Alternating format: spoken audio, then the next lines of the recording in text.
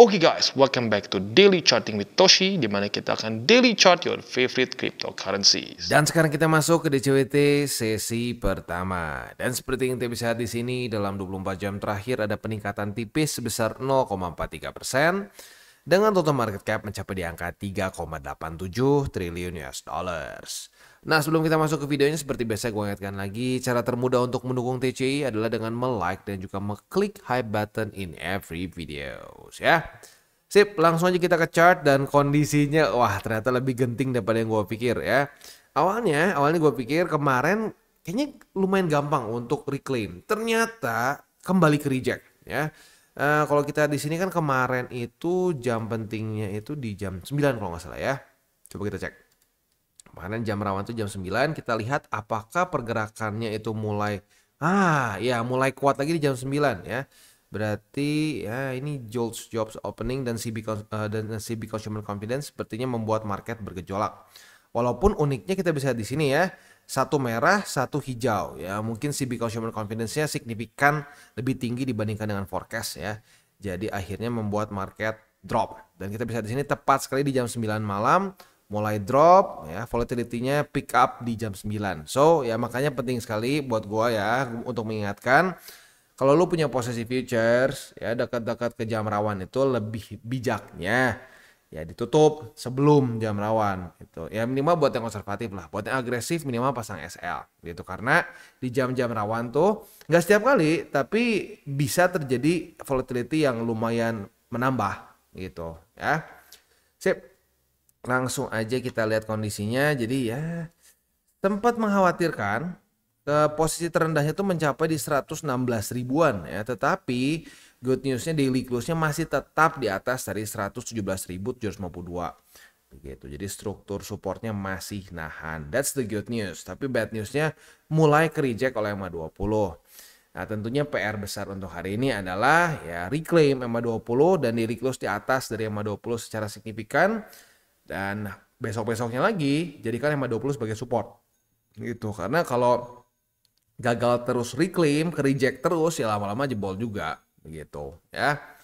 Udah itu secara TA-nya ya. Nah secara newsnya ada apa nih Bang yang penting hari ini ya, ada update mengenai urusan tarif mengenai antara China dengan US ya. Jadi kemarin itu baru saja ada pertemuan di Stockholm ya, di mana mereka mencoba untuk negosiasi lagi. Tetapi sayangnya belum ada keputusan ya. Terusnya masih holds ya. Kalau yang lain kan tanggal 1 Agustus. Kalau China nggak tahu lah, ekstra spesial mungkin ya. Mereka itu terusnya sampai paling akhir di tanggal 12 Agustus. Nah, jadi pembicaraan kemarin tuh ada yang mulai di float untuk urusan extension begitu. Jadi ada possibility nanti di tanggal 12 Agustus diperpanjang 90 hari lagi. Nah, berarti kalau diperpanjang 90 hari lagi itu di sekitar bulan November 12 ya, kalau anggap pas banget 30 hari ya. Berarti di Agustus ini kan dari Agustus 12, kalau sampai di extend 3 bulan berarti di November tanggal 12 begitu ya. Ya lagi-lagi belum ada sampai ya jadi deal lah gitu. Kalau yang urusan dengan Uni Eropa kan udah ya. Jadi untuk yang Uni Eropa itu sudah ditandatangan gitu. Jadi trade pact dengan EU, Jepang, Indonesia salah satunya dan lain-lain. Jadi untuk yang mungkin yang reciprocal tarif begitu ya, itu sudah ada deal. Nah, tetapi sama China masih belum. Dan ini deal ini untuk rare earth minerals dan lain-lain lah gitu. Jadi itu ya makanya menurut mereka lebih kompleks lah ya.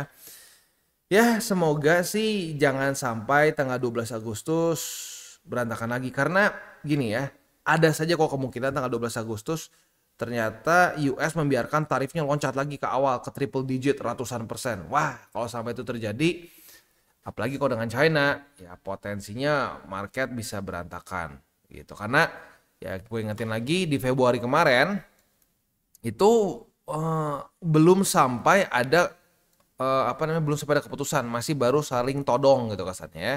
Saling todong saja market bisa terjun payung. Nah kalau sampai ternyata tarifnya dibiarkan ratusan persen antara China dengan US, itu global trade pasti akan terpengaruh, pasti akan ada pengaruhnya gitu. Jadi ya semoga sih ya the best case scenario-nya adalah ya mereka ketemu jalan tengah, deal ya seperti US dengan Uni Eropa dan Indonesia, Jepang dan lain-lain. Yang di tengah-tengahnya ya yang oke lah netral adalah mereka semoga ada 90 hari terus ya, jadi tambahan lagi extension 90 hari lagi untuk China begitu. And the worst case scenario-nya adalah ya benar-benar perang tarif di tanggal 12 Agustus gitu ya. Nah, tetapi kalau lu baca ini secara keseluruhannya overall sih oke. Ya menurut Scott Bessent yang menyatakan that the meetings were very constructive, which is ya oke ya konstruktif, nggak hostile gitu ke satu sama lain begitu. Tetapi dia bilang it's just that we haven't given the sign off, jadi belum ada tanda tangannya lah gitu kasarnya ya. Ya makanya ya semoga lah kita doakan saja tanggal 12 Agustus tidak dapat skenario terburuk. Minimal semoga dapat extension 90 hari lah. Begitu. Lebih bagus lagi sebelum tanggal 12 Agustus sudah ada dealnya. Seperti yang sudah dilakukan dengan Uni Eropa, Jepang, dan Indonesia dan seterusnya. Ya. Benar-benar ya ini bumbu fundamentalnya nggak main-main nih ya. Antara meledak atau terjun payung. Sip. Langsung aja economic calendar untuk hari ini dari US, nggak main-main data untuk hari ini ya. Akan keluar data GDP ya, akan keluar ADP non-farm employment change ya, lalu GDP dan juga ada crude oil inventories ya. Jadi yang pertama itu kan adalah si ADP non-farm employment change, itu di jam 7:15. Dan yang paling malamnya itu ada crude oil inventories di jam 9:30 malam. Buat lo yang punya posisi futures, dekat-dekat ke jam rawan ini belum kena target TP, pertimbangkan untuk tutup posisi. Ya, buat yang konservatif. Buat yang agresif minimal pasang SL ya. Sip, balik lagi ke chart. Ya kita sudah bahas untuk Bitcoin, sekarang kita akan bahas dulu mengenai DXY. DXY kembali menguat ya, dia kembali menguat dan mungkin ini yang membuat kripto juga cenderung sulit untuk naik ya, makanya ke-reject lagi oleh MA20 untuk BTC. BTCD kemarin malah membentuk suatu spinning top ya, spinning top. Jadi dia bingung nih sepertinya mau kemana ya, mau lanjut lagi turun membuat lower low atau tidak ya. Ya kalau gua pribadi sih tetap masih merasa ini lampu kuning ya, balance sheet. Ya kita lihat nextnya lah, kalau nextnya naik that's a good news ya, tetapi in general kita tahu bahwa statement dari the Fed itu masih belum dikeluarkan untuk ya statement-statement yang menuju ke pivot lah begitu, kata-kata seperti QT dihentikan, interest rate diturunkan, atau bahkan lebih bagus lagi kalau ada kata-kata QE akan mungkin diberlakukan ya, stimulus ya, kata-kata seperti itu belum keluar dari the Fed ya. Kalau sampai sudah keluar seperti itu nggak usah diomongin pun, kemungkinan besar media outlet akan mengeluarkan kata-kata pivot begitu. Tapi kalau belum keluar sampai sekarang kan belum ada ngomong pivot kan. Ya, kenapa? Karena memang belum ada statement seperti itu. Tetapi kita nggak bisa pungkiri juga semakin membaik ya, dimana pressure dari Donald Trump ke si Jerome makin terlihat dan kayaknya Bang Jerome udah mulai kena juga, apalagi urusan kasus terakhir ya, dimana dia itu sekarang sedang diinvestigasi kasus perjury ya untuk testimoni dia mengenai urusan ini renovasi di HQ-nya The Fed begitu. Nah, menurut salah satu representatif Republikan, anak siapa gitu gue lupa ya, dia menyatakan bahwa Jerome Powell ini melakukan perjury. Ya, dia artinya berbohong under oath ya, berbohong di bawah sumpah. Begitu, ada beberapa statement tertentu lah begitu ya. Nah, itu mungkin yang bikin dia sedikit bergetar gitu ya. Ya, tapi intinya kita tunggu aja sampai tanggal 31, which is besok ya, nggak kerasa ya. Besok subuh tepatnya ya. Jadi ini kan setelah udah banyak data penting, nanti subuhnya akan ada keputusan dari The Fed dan juga Bang Jerome begitu ya. Sebenarnya keputusannya bukan dari si Bang Jerome, maksudnya dari board member, tetapi ya kita tahu biasanya sebelum-sebelumnya The Fed yang manut-manut aja sama kebijakan Bang Jerome kan. Nah, tapi belakangan ini mulai ada yang ngelawan kayak si Waller ya, lalu juga Bowman ya, dia mulai ngelawan, bukan ngelawan lah, tidak senada dengan kebijakan si Bang Jerome. Bahkan si Waller kemarin, Christopher Waller sempat menyatakan ini kalau sampai the Fed tidak menurunkan interest rate, ini bisa bahaya untuk ekonomi US, dan tentunya bahaya untuk ekonomi US akan bahaya juga untuk kripto begitu. Jadi ya semoga ya ini semoga surprise begitu, karena forecastnya rata-rata orang menyatakan bahwa kemungkinan besar tidak akan ada perubahan Begitu, di 4,5 forecastnya seperti itu. Yang lebih besar untuk penurunan interest rate itu kemungkinan besar di September. Nah, tapi kalau sampai di bulan Juli ini ada surprise dan kita dapat penurunan interest rate, wah ya itu mungkin market bisa, ya ada kemungkinan ya, lagi-lagi kita nggak pernah bisa ngomong pasti, tapi ada kemungkinan market bisa boom ke atas ya. Yaudah, tinggal kita tunggu aja. Bentar lagi kok. Ya, nanti subuh kita lihat saja faktanya seperti apa. Kita lihat statement dari si Bang Jerome seperti apa. Ya. Sip, beres. Untuk hari ini secara makronya udah beres. Sekarang kita tinggal masuk ke buy limit. Tetapi sebelum kita masuk ke buy limit, seperti biasa gua akan disclaimer dulu bahwa semua konten dari TCI bukanlah financial advice. Ini semua bentuknya adalah edukasi. Lalu bagaimana cara untuk mendukung TCI? Ada banyak caranya. Lu bisa like our video, bisa share our video, itu juga bisa menggunakan link referral kita di bawah. Dan sekarang kita akan dengar dulu pesan-pesan dari sponsor kita pada hari ini. Oke, today's video is brought to you by Wallbe. Dan Wallbe ini adalah suatu platform yang fokusnya lebih ke trading futures. Nah, tapi yang berbeda dari platform lainnya adalah Wallbe ini menggunakan ChatGPT-4 untuk membuat AI signals di sini ya. Dan yang unik lagi dari AI signals ini, kita bisa pilih sesuai dengan risk profile yang kita inginkan ya. Mulai dari low risk, medium risk, bahkan sampai ke high risk begitu. Jadi bisa disesuaikan dengan resiko yang kita inginkan. Dan yang unik juga di sini adalah kita bisa lihat mulai dari TP dan SL-nya gitu ya. Contoh Mami, TP-nya 5%, SL-nya minus 1%. Nah, jadi sudah lengkap TP SL. Nggak cuma sekedar bisa buka posisi saja, tapi sudah ada parameters untuk SL-nya juga begitu. Dan tentunya ini akan meningkat sesuai dengan risk profile yang kita pilih. Contoh kita lihat Carlos. Carlos ini medium risk. Nah, otomatis secara TPSL-nya pun berubah. Dan tentunya paling tinggi adalah MC Whale, di mana di sini TP-nya bisa sampai 40% dan SL minus 16%. Jadi sekali lagi cocok untuk berbagai macam jenis resiko gitu ya. Nah, tapi andaikan lu merasa bahwa oke, gue udah biasa trading nih ya, gue udah bisa dengan SOP gue sendiri, lu pun bisa trade dengan manual ya seperti biasa ya, di mana lu membuka posisi sama persis seperti di platform-platform lainnya. Tapi unik di sini adalah mereka itu ada TP dan SL triggers yang bisa di set juga dengan AI ya. Nah, selain itu juga mereka ada meme pool. Meme pool ini basically adalah kita bisa trade berbagai macam meme coins tanpa kita harus deal with the hassle of DEX begitu. Jadi lebih streamline dan lebih mudah begitu. Tapi baik lagi ingatkan untuk meme pools ya kita harus tetap atur resiko juga, karena meme pools ini banyaknya dalam meme coins yang benar-benar masih sangat baru begitu, secara market cap cenderung kecil dan banyaknya yang belum masuk ke checks begitu. Jadi makanya gue bilang lebih terasa seperti kita bisa menggunakan DEX tapi lebih mudah begitu. Dan yang paling penting lagi adalah di di Wallbe ini mereka ada namanya rebate voucher. Biasanya hanya 100 USDT saja, tapi bagi lo yang menggunakan link refractory bawah atau dengan menggunakan kode Toshi Crypto ya.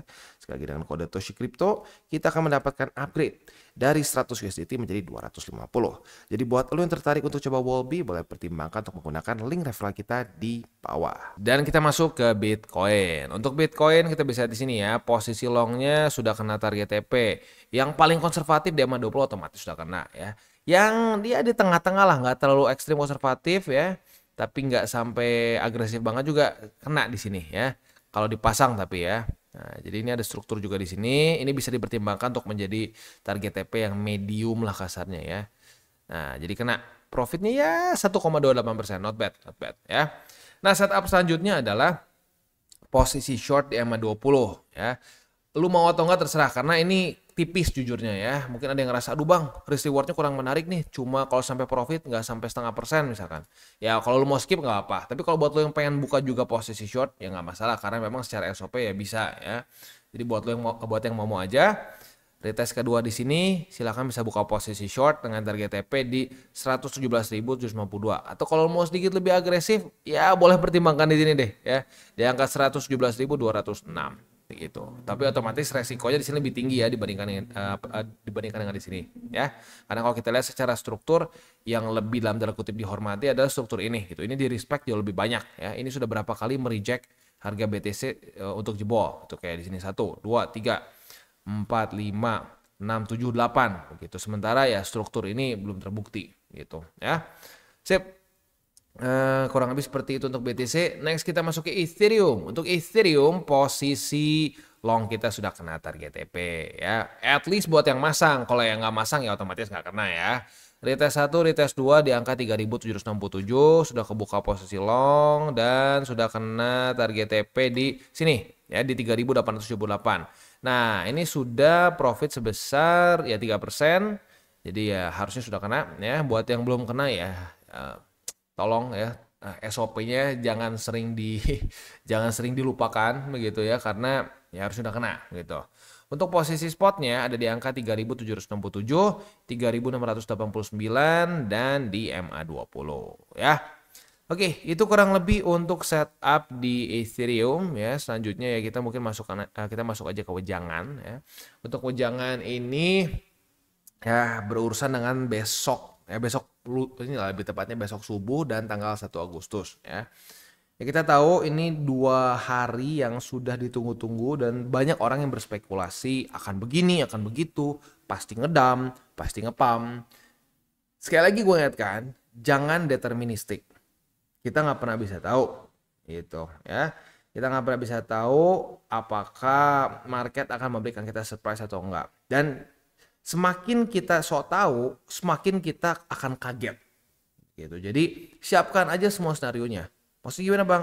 Ya kalau sampai drop, gampang. PR-nya tinggal di CA ke bawah. Gitu. Kalau sampai naik, oh ya tenang. Kan lo sudah di CA di sini kan. Sudah di CA di sini. Apalagi untuk yang alts beberapa ada yang koreksi lebih dalam. Udah dapat kan. Ya, jadi nggak usah khawatir sebenarnya. Ya. Dan itu yang sudah gua rasakan dari yang sudah senior di TCI yang sudah kenanya lumayan lama lah gitu ya. Udah kena dari 2023, 2024 gitu ya. Sekarang jadi santai-santai aja. Enak ya cara TCI katanya ya. Naik happy, turun happy. Nah harusnya seperti itu. Kita sudah pernah bahas berkali-kali sebelumnya kan. Kita sebagai seorang investor, seorang trader itu harus seperti air. Kalau kata Bruce Lee ya. Be water my friend. Kenapa jadi air?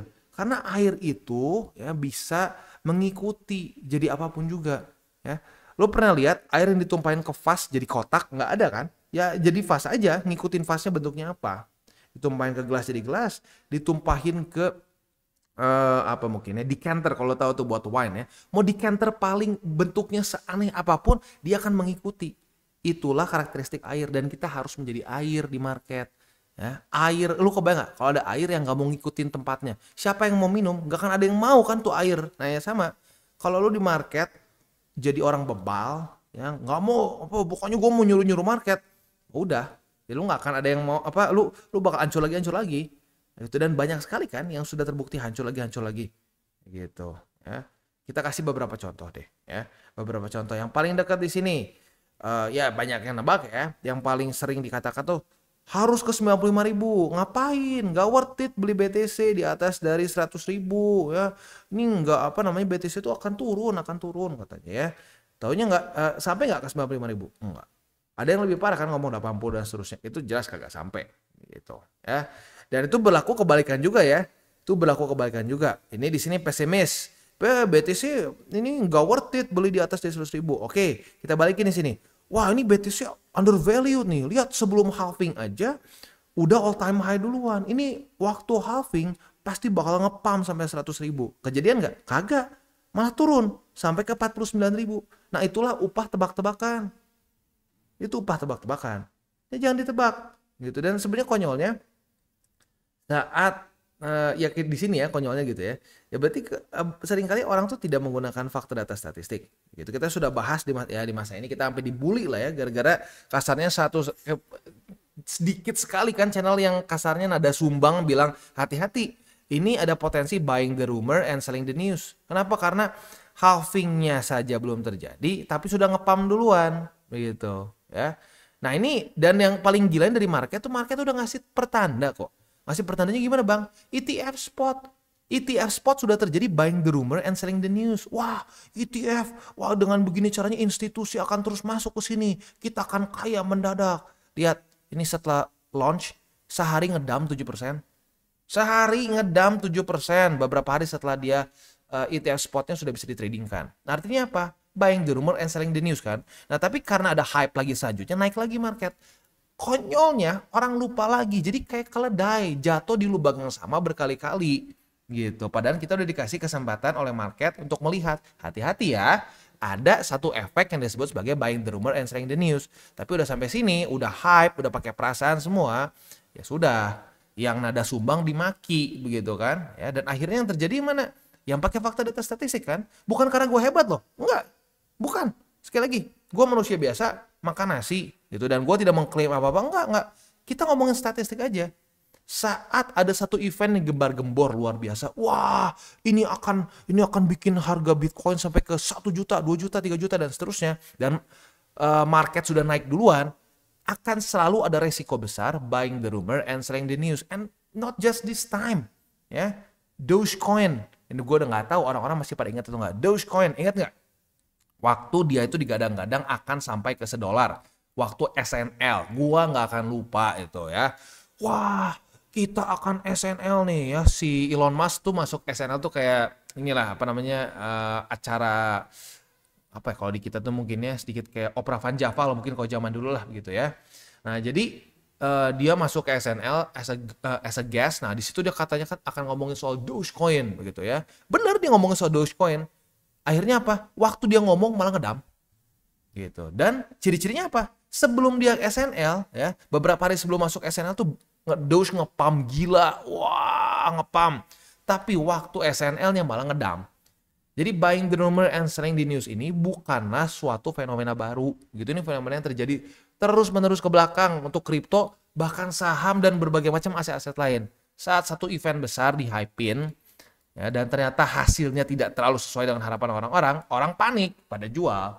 Itu logis kan? Gitu. Tapi banyak orang yang udah nggak mau pakai logika saat udah pengen cepet kaya kan, gitu. So, ya, baik lagi seperti yang gue bilang tadi di awal, janganlah kita tebak-tebakan, santai saja, gitu. Ya, turun happy, naik happy, ya. Oke, kita tutup dengan 3 golden rules. Jangan berkembang panas, jangan over leverage, berpikirlah jangka panjang. Dan yang terakhir apa? Salam tabur tuai. Ingat, apa yang lo tabur akan lo tuai, jadi taburlah sebanyak mungkin hal baik. Oke guys, jadi itu adalah akhir dari segmen DCWT kita pada hari ini. Dan jangan lupa bagi kalian yang merasakan manfaat dari segmen ini, jangan lupa untuk share ke teman-teman kalian. Dan apabila lu pengen mensupport channel kita, ya TCI, jangan lupa untuk menggunakan link referral kita di bawah.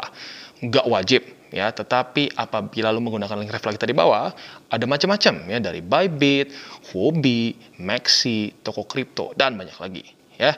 Ya, walaupun nggak wajib, tapi kalau menggunakan link referral kita, lu secara langsung membantu perkembangan dari TCI. Dan satu lagi, jangan lupa juga untuk join Telegram group kita, di mana kita bisa ngobrol-ngobrol santai mengenai dunia cryptocurrency secara 2 arah. So, jangan lupa untuk like, subscribe, klik the bell icon, and see you on the next video.